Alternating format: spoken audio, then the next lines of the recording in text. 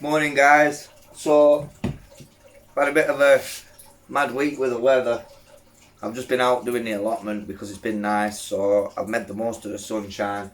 I've been doing little bits to the Volvo in between, getting out, having some fun on the trails, but it looks like the weather is done for the sunshine now in the UK.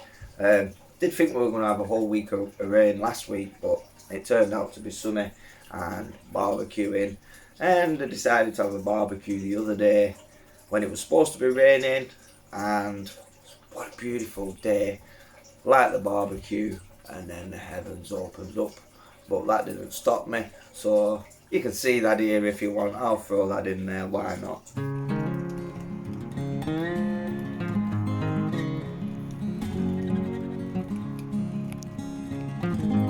The rain is not stopping us. So I had to improvise a smidge, couple of hooks. Definitely keeping the raindrops out now. Oh yeah. Maybe anyone got a plan 3? Correct. Only you. What? That's in back door.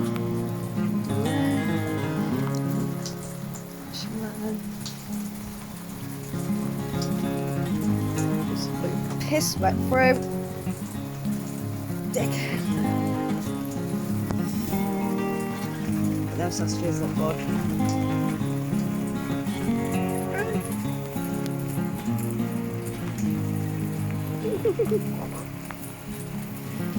Some shower gel again. So back to the Volvo, and I'm going to do the air kit and mounting the brackets, so gluing the brackets which then bolt to the back of the cab. I'm going to go through these with you because they're not symmetrical, and it's not like a left and right simple thing for like straight up the backs. They are virtually all different brackets which go on the side. So if we take a look here, you can see there is only one which is actually a symmetrical left and right, which is SF4L and SF4R. Now all the rest of the SF parts are all different.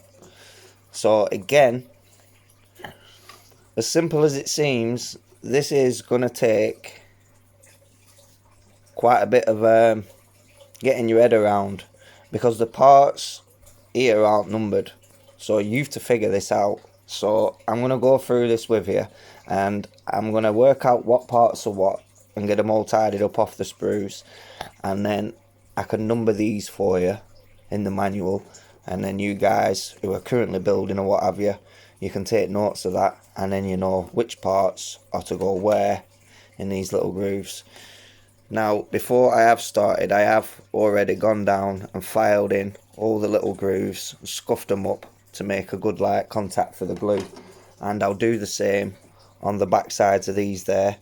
Remember, blue is glue guys, so I'll scuff the backs of the little brackets so we have a good bond there. Like I say, I'm going to be painting these to match the cab, and as the brackets glue on, they may as well just go the same colour as the cab. So I'll go ahead now, break them and mark them up for you, and then we can come back and look in here and you can take notes of those marked up against those. So I've marked what needs to be marked up here. I've just drawn like a little graph out on a piece of paper, marking to what points is what. And then I've also put in the manual here as to what's going where.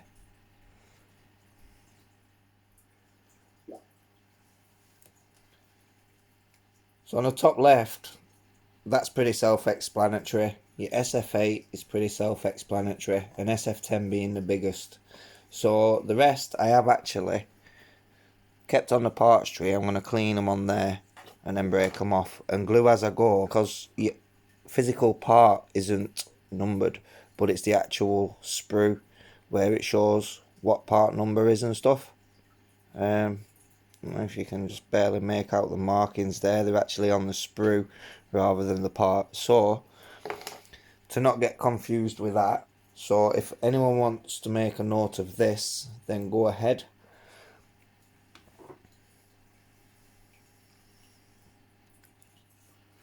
And here is how they'll go actually on the air kit. So starting at the top left, you have SF11 there. It's just off the camera, sorry.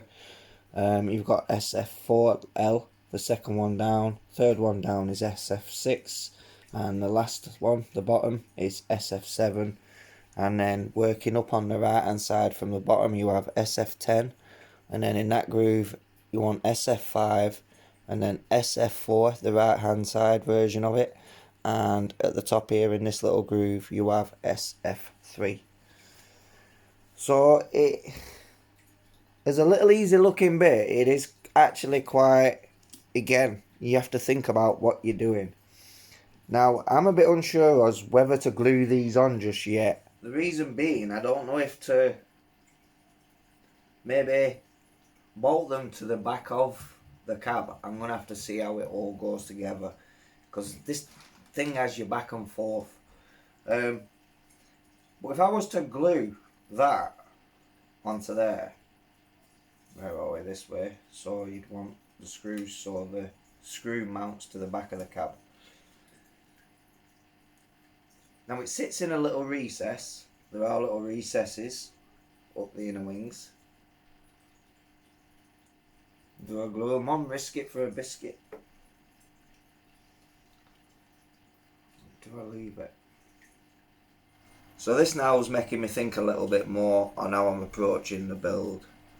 I have got the back of the cab, so I can start lining stuff up, and then hopefully get everything to glue and line up by using the back of a cab as a template and things like that.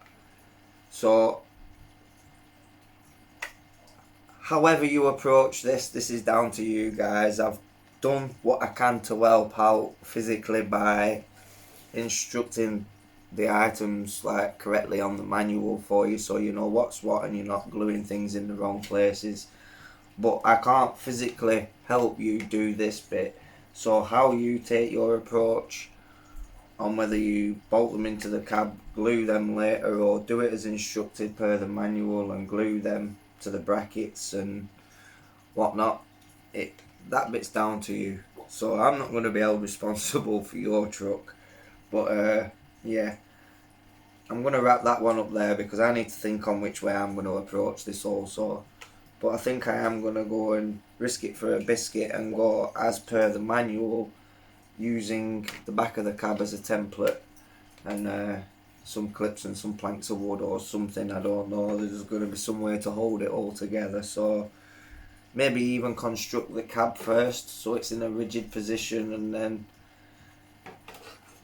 I don't know, I really don't know at this moment in time. So I'm going to wrap that up there.